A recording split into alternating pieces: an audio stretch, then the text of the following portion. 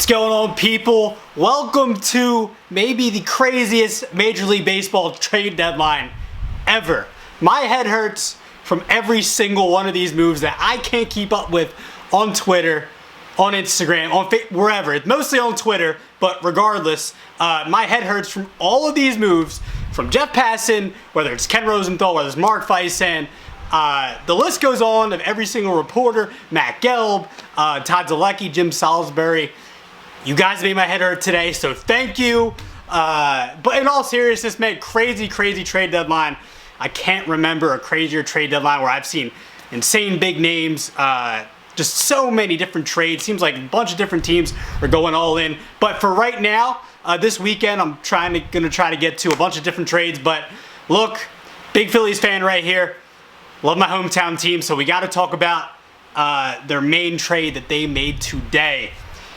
The Philadelphia Phillies get starting pitcher, all-star this year, Kyle Gibson, and closer from the Texas Rangers, Ian Kennedy, both having very good seasons this year to this point. The Phillies give up Spencer Howard and a few prospects. But we got to talk about the trade. First, I want to grade the trade, and then we're going to talk about looking at this trade, maybe looking at what the Mets and Braves have done, other teams in the NL East, and we can talk about whether or not the Phillies have a good chance to make the playoffs and win the division, because that's how they're going to get into the playoffs. They're going to win the division. No one from this division is making the wild card. So, straight to it, Kyle Gibson. Before this year, not a very good pitcher, maybe average certain seasons at best.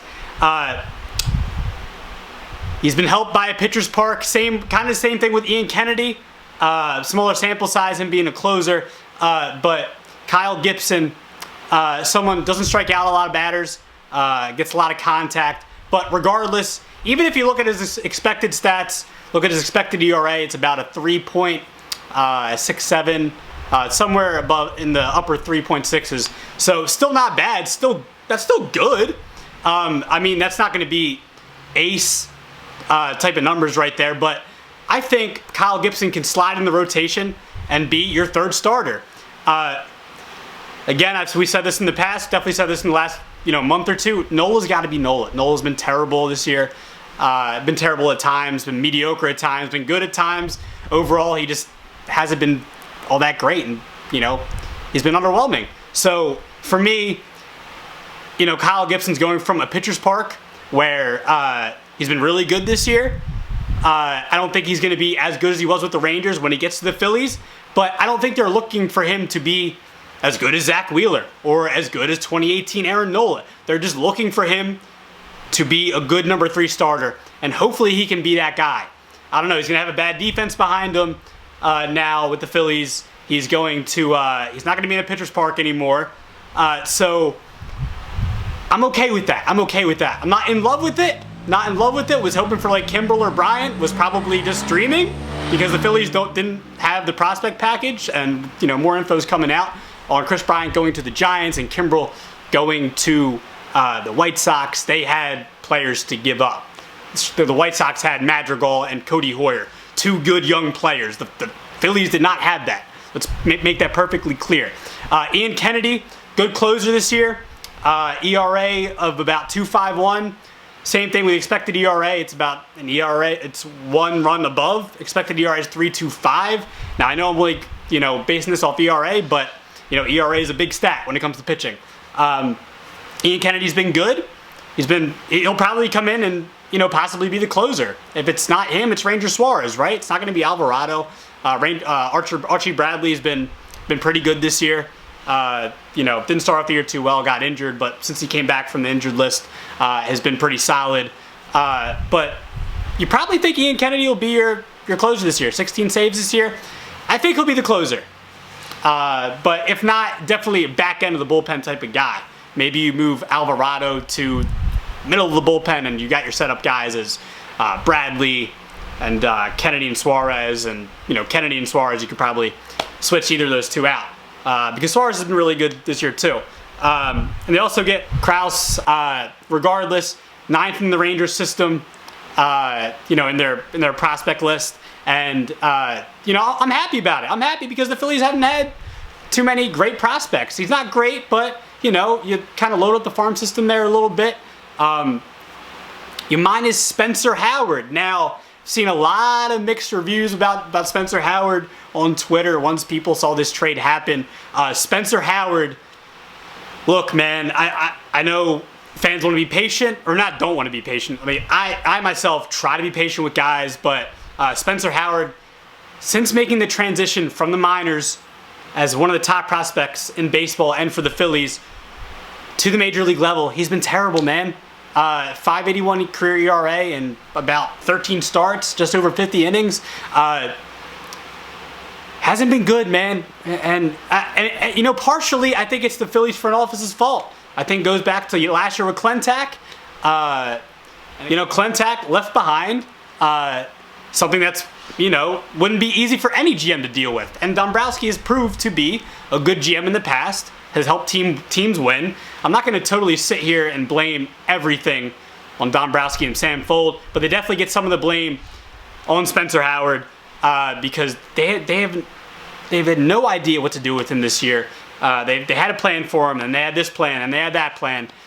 Go back to the minors, come back up because they need a starter. But it's been not so much of a fun ride with Spencer Howard, man. So I'm not I try to be patient with guys, but at the end of the day, this might be the best deal you could have gotten for Spencer Howard to be a centerpiece in a deal, because maybe teams look at Howard's transition to the majors and they say, well, what does this guy really have? Is he actually a major league pitcher? Maybe not. Now the Rangers look at it and say, we're going to give up Gibson and Kennedy, and we're going to rebuild, and we're going to bring in Spencer Howard, and maybe we can mold him to be that guy. I think the Rangers see it that way. So I think this is the best deal that the Phillies could have gotten for him. And at the end of the day, and we also give a couple of prospects. I don't think the information has come out on that yet. I'm sitting here right after the deadline ends. It's 4:30 on July 30th. I think, you know what? I'm cool with the trade.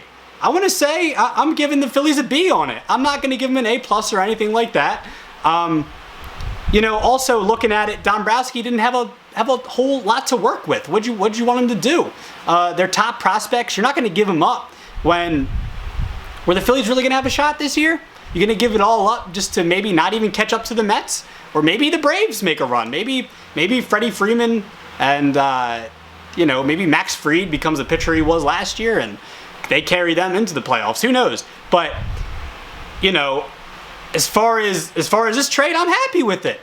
I'm cool with it, man. I'm not exuberant. I'm not like, we got Kimbrel, we got Bryant. We got one of these, or Trevor Story. Look, then we're getting him. But I'm just throwing out names here. I'm not like exuberant saying, oh my gosh, I can't believe we got them. Can't believe we got these guys. It's not like that. I'm happy. I think you had to be buyers at the deadline considering you're 3.5 out of the East. And let's get to the National League East. Now you're sitting here, 51-51. They're 500, right where I predicted them. I'm not trying to be cocky or anything, but I think a lot of people saw this coming. Them being a mediocre team, they've been that, but that's been good enough to stay in the playoff race. So we're sitting here, Mets 54-47. They just made a move for Javier Baez. I think it's obvious. I think we common sense. The Nationals and Marlins are out of it. Nationals just literally sold away Scherzer and Turner. That is officially the white flag on the season for them. The Marlins only have to talk about that. Braves, Phillies, Mets. Phillies sitting 3.5 behind. Braves sitting 4 back. I don't think you can count the Braves out. I know we've kind of said, oh, they lost Acuna. Automatically, they're out of it. I don't know, man. In this division, no.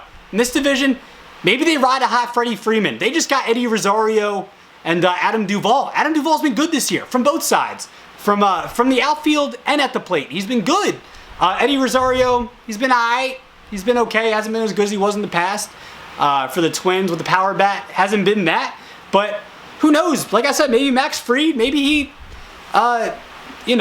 forms himself into that Cy Young looking pitcher he was last year. Maybe they ride him, Ian Anderson. I don't know. It's going to be hard with that pitching staff. I'm not really sure, but you never know. There's 2 months left in the season. It's not going to take a 70% winning percentage to win this division. It's not going to take that. It's going to take much less. And I think, at some point the Mets are going to get DeGrom back. The Mets just got Javi Baez. They're going to put him at shortstop right now to, kind of fill that hole of Lindor. Lindor's hurt right now. But once he comes back, Baez probably going to play second base. And you're going to have that duo up the middle. And Baez is going to give him a little pop at the plate. And they haven't had a very good offense.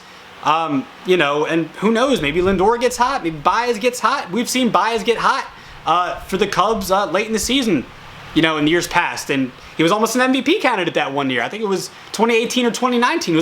He finished second right behind Christian Yelich. Who knows, man? Who knows? Pete Alonso's been good as of late. Maybe that offense gets hot. Maybe DeGrom comes back and their pitching staff, like Taijuan Walker, Marcus Stroman, they've all been good. And their bullpen's been good too. Who knows? Maybe the Mets do run away with it. I don't know. Or it could go either way. The Phillies, as far as Ian Kennedy and Kyle Gibson go, they're going to help them going forward. It's hard to tell. I'm going to say it's really tough for me, but I'm going to say Phillies are probably going to finish second in the division. Maybe miss the playoffs by 3, 4, 5 games. Be in it to, the last week of the season. Same with the Braves. I think it's just going to come down to those 3 teams. And I think the Mets come away with it. Probably be a different story if Acuna was here, though, and he wasn't injured. Sucks. Even as a Phillies fan, he's great for baseball. But I say it's gonna be down to the wire. It's gonna be down to the wire about the last week and a half. But I say Mets come away with the division. Let me know your guys' thoughts, because I've seen a lot of negativity on Twitter. People don't like this trade. Some people do like it. Some people are in the middle. Some people don't know how to feel about it. What are you guys' thoughts on the trade? What's your grade that you would give the Phillies? Dave Dombrowski, Sam Fuld, what are you giving them for the trade? Also, they got Freddie Galvis today. Don't know really how I feel about that. Decent battle at the bench. They brought him back. Love you, Freddie, but whatever. Let me know your thoughts on the trade. Let me know your thoughts on the Phillies' chances of the NL East. Let me know. I'm sitting here in my living room watching MLB Network. It's gonna be a fun weekend, man. I'm banging out at least 5 videos this weekend, man. I'm having some fun. Baseball trade deadline, man. Thanks for watching, and stay tuned for more videos this weekend.